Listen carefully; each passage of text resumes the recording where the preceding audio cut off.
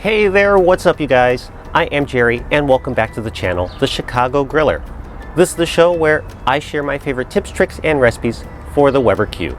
If you think that I could help you out, hit the like button and subscribe. In the early days of this channel, I cooked up a New York strip steak on my Weber Q. However, it was a pretty thin cut of beef. So today I'm going to share how I cook up a much thicker cut of New York strip. Now, there are a couple ways that you could approach this cook, but today I'm going to share the direct grilling method. Come and check this out.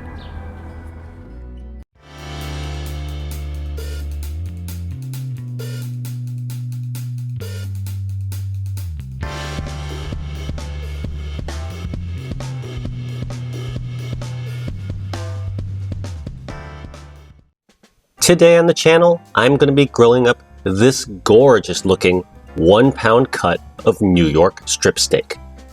And as you probably figured, this steak was graded USDA Prime.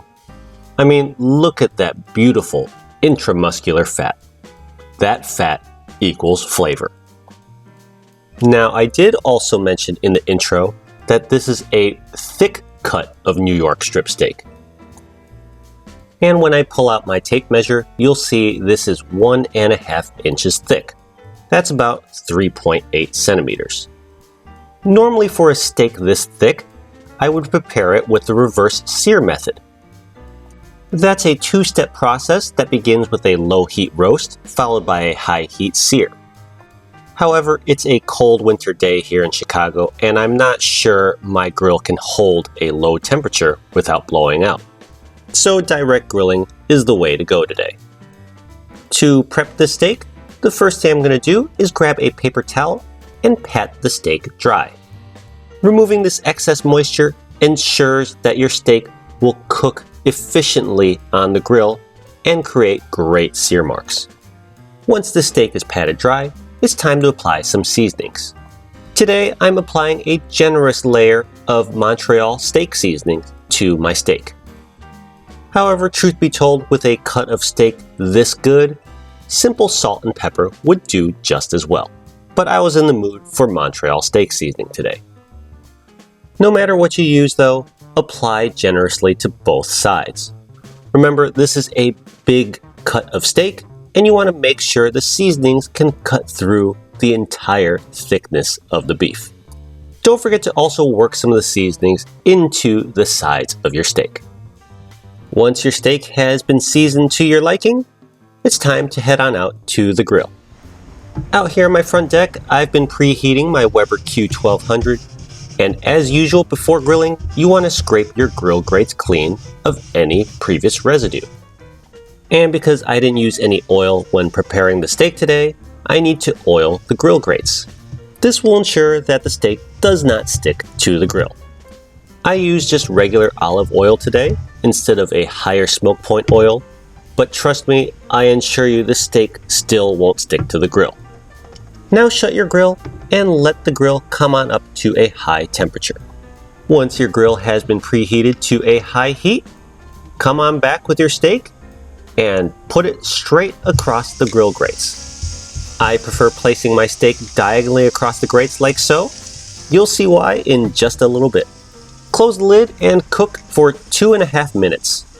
After 2.5 minutes, open the lid, grab a sturdy set of tongs, and turn your steak 90 degrees. Doing so will give your beef steakhouse quality crosshatch grill marks.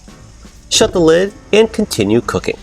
After 2.5 minutes, or about 5 minutes of total cook time, it's time to turn our steak over. And with a firm, steady grip with these tongs this time, you'll see those awesome crosshatch sear marks. This crosshatch searing isn't really essential for the cook, but it sure does look cool, doesn't it? Anyways, once the steak is flipped, shut the lid and let it continue to cook.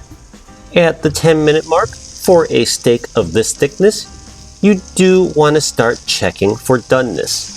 I'm not a professional chef, so the finger poke method doesn't quite work for me. Instead, I'm going to use a meat thermometer. For medium rare, I want about 125 degrees Fahrenheit. And as you can see, I'm actually not even close to that. I'm actually not 100% sure why.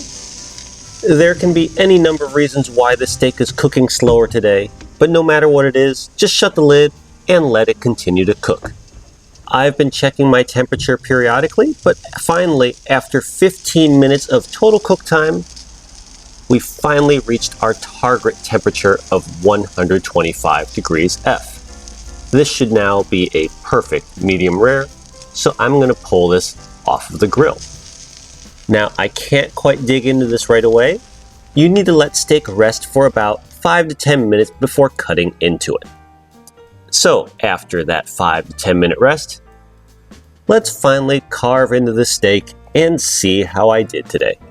I'm using a brand new Misen utility knife to cut today, and wow, is it sharp. But drum roll, please. And check it out. Pink throughout, a perfect medium rare. And another look at the reverse angle. So in the end, my grilling time took a little bit longer than I expected. But as you can see, the results turned out absolutely perfect. And this is a very important lesson when grilling steak.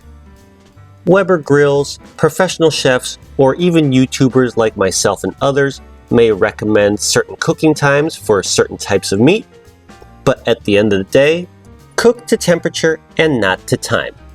Of course, use our times as guidelines, but use a meat thermometer to verify doneness. I've got a link to the exact thermometer that I used down in the description below. Alright, enough talk. Time to try a bite of this delicious looking steak. Spectacular.